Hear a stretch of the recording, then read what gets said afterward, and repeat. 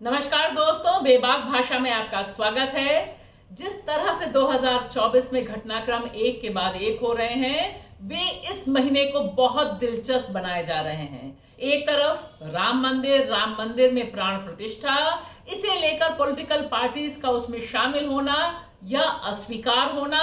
जिस तरह से कांग्रेस पार्टी ने काफी हिम्मत भरा स्टैंड लिया और कहा कि यह आयोजन दरअसल बीजेपी और आरएसएस का आयोजन है, यह पूरा मंदिर भी नहीं बना है, लिहाजा जो सारा आयोजन है वह चुनावी पराक्रम है और वहां जाने से इनकार किया, एक कड़ा स्टैंड लिया है। और वहीं दूसरी तरफ महाराष्ट्र में जो उथल पुथल मची थी, उस पर जो स्पीकर महोदय को स्टैंड लेना था, मुझे लगता है किसी को भी देश के किसी भी हिस्से में, सिर्फ महाराष्ट्र ही नहीं, देश के किसी भी हिस्से में किसी को भी क्या स्पीकर महोदय निर्णय लेंगे, इसे लेकर रत्ती भर भी आशंका नहीं रही होगी। यह सब कुछ ऑलमोस्ट जो लकीर थी, जिस पर इलेक्शन कमीशन ऑफ इंडिया पहले ही चल चुका था और जिस तरह से माननीय सुप्रीम कोर्ट ने एक के बाद एक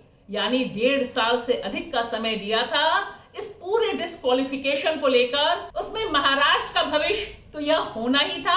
वैसे भी चुनाव तो 2024 में फिर है महाराष्ट्र में, यानी जनता जनार्दन के पास एकनाथ शिंदे हो, देवेंद्र फडणवीस हो या फिर पवार जी हो, अजीत पवार, उन सबको दोबारा जनादेश के लिए तो जाना ही है।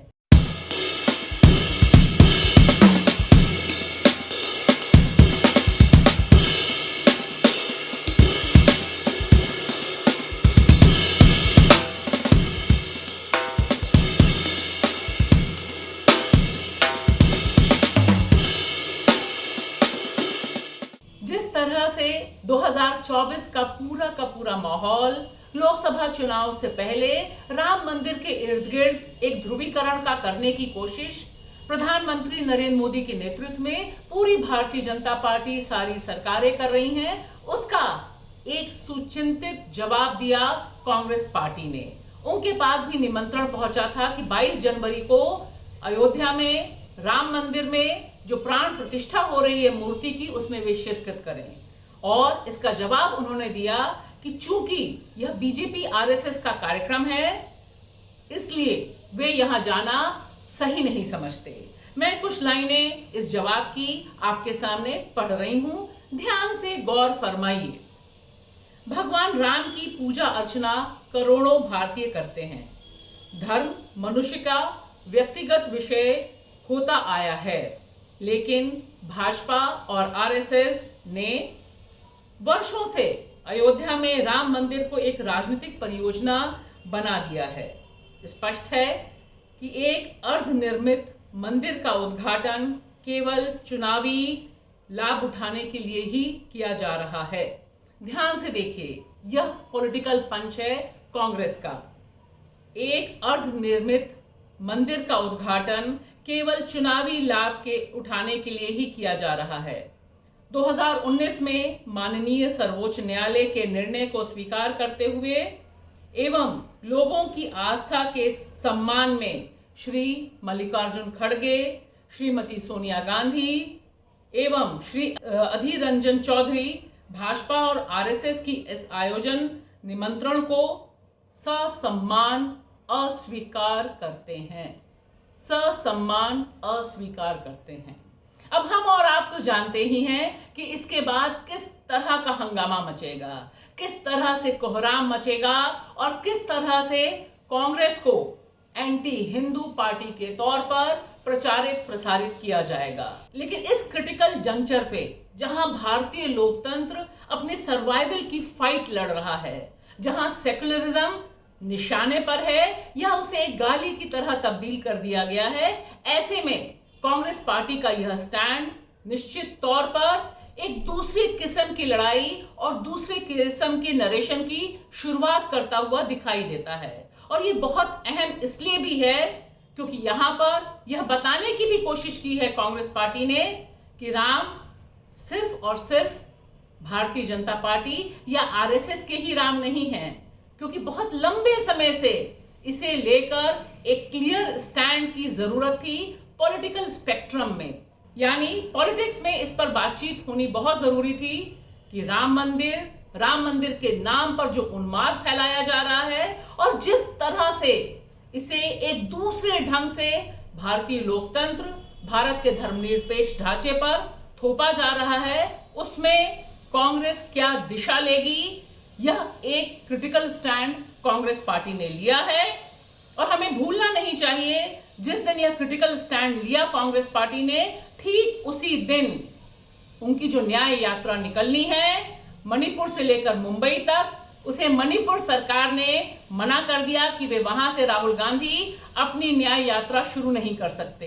यानी एक तरफ डिसेंट पर सीधी मार है और वहीं दूसरी तरफ धर्मनिरपेक्षता, एक जो सेकुलर फैब्रिक है, उसे मटिया मेट करने पर जिस तरह से उतारू है पूरा का पूरा सिस्टम और खास तौर से भारतीय जनता पार्टी और आरएसएस, उसमें कांग्रेस का यह स्टैंड दिशा और दशा दोनों का ज्ञान कराता है। कांग्रेस के स्टैंड से पहले देश के चारों शंकराचार्यों ने अयोध्या जाने से मना कर दिया और तकरीबन सबका यह मानना है कि जिस तरह से इस आयोजन को भारतीय जनता पार्टी और आरएसएस कर रही है, इसका एक चुनावी एजेंडा है।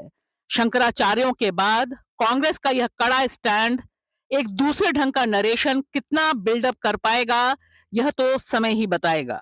महाराष्ट्र बहुत खास है क्योंकि वह दरअसल टेस्ट केस है इस बात का कि जब सरकार गिरानी होती है, जब विधायक इधर से उधर करने होते हैं, तो बीजेपी की मशीनरी और उस मशीनरी के साथ बाकी तमाम मशीनरी कैसे काम करती है।